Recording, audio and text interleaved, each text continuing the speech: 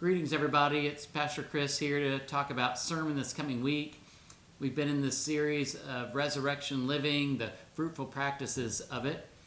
And this particular message is kind of the one that closes out the series. And it's called Risk-Taking Justice.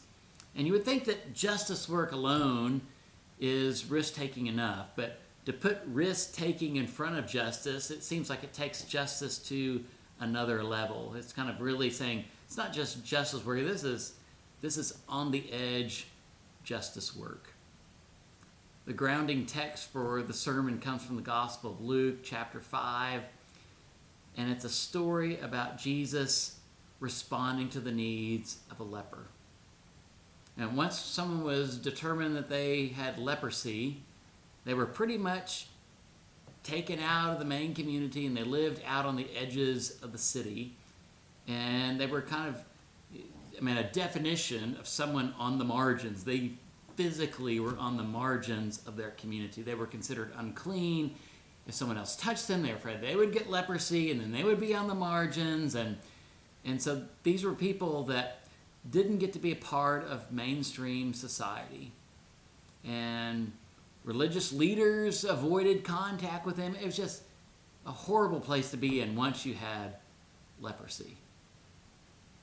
And the fascinating thing about Jesus was he didn't let the perceptions of others get in the way of what he thought was the right thing to do or the faithful thing to do.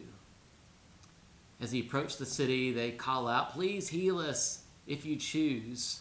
It was like, well, you may not choose to be with us, but we're going to give you the option. And Jesus says, I do choose. He's choosing to go there first before he ever enters the community. You're more important. You're going to get my undivided attention and care and sharing of love before I get to anybody else in the community. And when Jesus did that, not only is he doing justice work, but he's taking a risk in that the whole community might reject him.